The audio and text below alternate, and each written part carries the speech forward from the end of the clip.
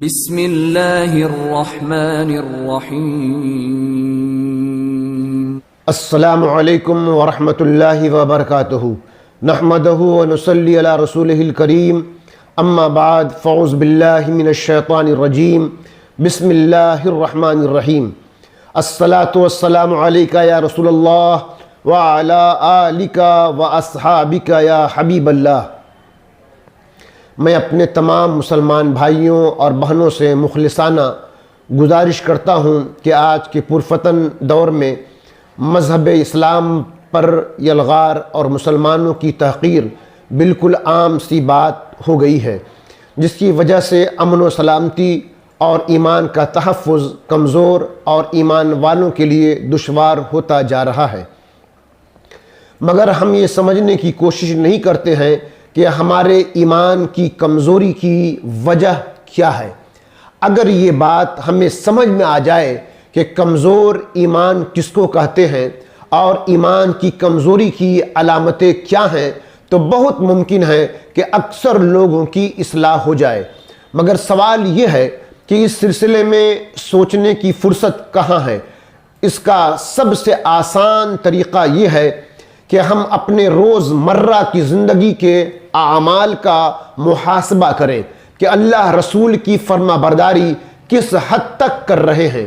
آج ہماری بدنصیبی ہے کہ جو چیز ایمان کو تباہ و برباد کرنے والی ہے اسے ہم اعلیٰ تعلیم، تقوی، پرہیزگاری، شجاعت، حق کی بولی کہہ کر نفسانی اور شیطانی وسوسوں میں ڈوب کر حق و صداقت کی مہر لگا دیتے ہیں، مگر یہ نہیں جانتے ہیں کہ ہماری یہ نادانی اور بے باکی آخرت میں وبال جان تو ہوگا ہی، دنیا میں بھی اس کے نقصانات سے بچ نہیں سکیں گے۔ میرے عزیز بھائیوں اور بہنوں، اللہ تعالیٰ سے سچا ڈر اور رسول اللہ سے سچی محبت پیدا کیجیے۔ ایمان کی سب سے بڑی علامت یہی ہے کہ لوگ زبانی ایمان کا دعویٰ تو کرتے ہیں مگر عملی طور پر اکثر کام شریعت کے خلاف ہو رہا ہوتا ہے، اور یہ علامت تو نہایت ہی خراب علامت ہے۔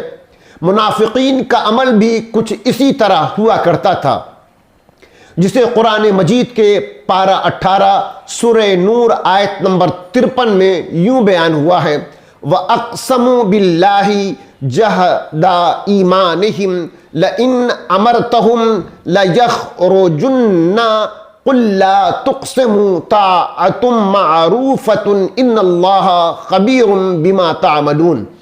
اور انہوں نے پوری کوشش سے اللہ کی قسمیں کھائیں کہ اگر آپ انہیں حکم دو گے تو ضرور نکلیں گے، تم فرماؤ قسمیں نہ کھاؤ، شریعت کے مطابق اطاعت ہونی چاہیے، بے شک اللہ تمہارے اعمال سے خبردار ہے۔ وَأَقْسَمُوا بِاللَّهِ جَهْدَ إِيمَانِهِمْ، اور انہوں نے پوری کوشش کر کے اللہ کی قسمیں کھائیں۔ اس آیت سے دوبارہ منافقین کا تذکرہ شروع کیا گیا۔ جب اللہ تعالیٰ نے یہ بیان فرما دیا کہ منافقین رسول کریم صلی اللہ تعالی علیہ وسلم کے احکام کو پسند نہیں کرتے، تو منافقین حضور پرنور صلی اللہ تعالی علیہ وسلم کی بارگاہ میں حاضر ہو کر کہنے لگے: اللہ عز و جل کی قسم، اگر آپ صلی اللہ تعالی علیہ وسلم ہمیں حکم دیں کہ ہم اپنے گھروں سے، اپنے مالوں اور اپنی عورتوں کے پاس سے نکل جائیں تو ہم ضرور نکل جائیں گے، اور اگر آپ صلی اللہ تعالی علیہ وسلم ہمیں جہاد کرنے کا حکم دیں تو ہم جہاد کریں گے۔ جب ہمارا یہ حال ہے تو ہم آپ صلی اللہ تعالی علیہ وسلم کے حکم سے کیسے راضی نہ ہوں گے؟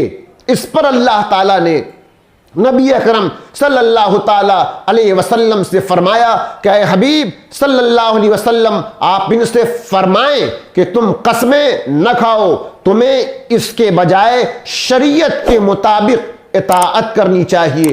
بے شک اللہ تعالیٰ تمہارے پوشیدہ اعمال سے خبردار ہے اور تمہیں ضرور رسوا کرے گا اور تمہاری منافقت کی سزا دے گا۔ اس آیت کریمہ سے معلوم ہوا کہ اپنے قول کو اپنے عمل سے سچا کر کے دکھانا چاہیے، صرف قسموں سے سچا کرنے کی کوشش نہ کی جائے۔ بارگاہ خداوندی میں عمل دیکھے جاتے ہیں نہ کہ محض زبانی دعوے۔ آج بھی مسلمانوں میں ایک ایسی تعداد موجود ہے کہ زبانی طور پر صرف شریعت اور ایمان کی ہی باتیں کرتے ہوئے نظر آئیں گے، مگر عملی طور پر شریعت اور دین سے دور تک کا کوئی واسطہ نظر نہیں آتا۔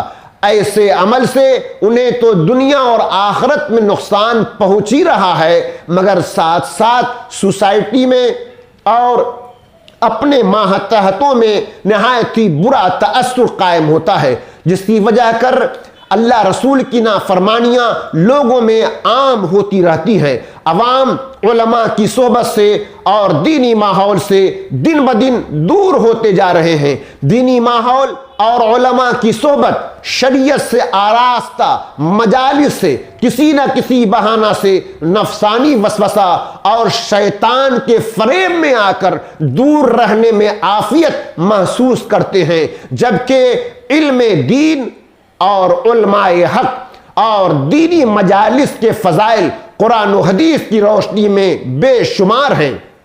مگر افسوس کہ آج کل علم دین کی طرف ہمارا رجحان کم ہوتا جا رہا ہے، اور بعض لوگوں اور بعض جگہوں میں اسے حقارت سے بھی دیکھا جاتا ہے۔ آج امیر و غریب اپنے بچوں کو مغربی تعلیم تو دلانے کے لیے ہر ممکن کوشش کرتے ہیں، مگر قرآن و سنت کی تعلیم کی کوئی پرواہ نہیں کی جاتی ہے۔ تقریباً ہر ماں کی یہی آرزو ہوتی ہے کہ میرا بچہ ڈاکٹر بنے، ہر باپ کی یہی تمنا ہوتی ہے کہ میرا بچہ انجینئر بنے۔ بچہ یا بچی اگر ذہین ہو تو مزید اعلیٰ تعلیم دلانے کے لیے امریکہ لندن بھی بھیجنا پڑے تو وہ بھی کسی طرح کر ڈالتے ہیں۔ اب بچہ یا بچی وہاں پہنچ کر مزید اور بھی اسلامی دینی ماحول سے دور ہو جاتے ہیں، اور وہاں سے ڈگری لے کر جب واپس آتے ہیں تو ماں باپ کے اندر جو تھوڑی بہت دین کی خوشبو ہوتی ہے تو بچوں کی محبت میں دین کی خوشبو بھی مغرب یعنی ماڈرن کی بدبو میں تبدیل ہو جاتی ہے۔ اے ایمان والو، ہوش میں آؤ اور اللہ تعالیٰ کے حضور کھڑے ہونے سے ڈرو۔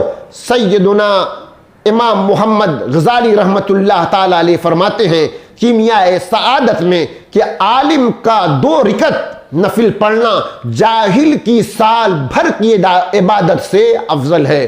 لیکن افسوس آج کل بے دھڑک علماء حق کے خلاف زبان درازی کی جاتی ہے۔ امام محمد بن غزالی رحمت اللہ علیہ مکاشفۃ القلوب میں لکھتے ہیں کہ عالم دین کی غیبت کرنے والا قیامت کے روز اس حال میں آئے گا کہ اس کی پیشانی پر لکھا ہوگا اللہ عز و جل کی رحمت سے دور۔ اگر آپ عالم دین نہیں بن سکتے ہیں، کم سے کم دین کی ضروری باتوں کا علم تو حاصل کر سکتے ہیں۔ اگر آپ دین سیکھیے گا نہیں، دین جانیے گا نہیں، دین پڑھیے گا نہیں، دینی صحبت میں آئیے گا نہیں، تو آپ اللہ واللہ کے رسول کی فرما برداری کس طرح کیجیے گا؟ اللہ واللہ کے رسول کے احکام کی پابندی کس طرح کیجیے گا؟ اس لیے عزیز بھائیوں اور بہنوں، اسلام اور دین سمجھنے کی اور اس پر عمل کرنے کی کوشش کریں۔ وآخر دعوانا الحمدللہ رب العالمین۔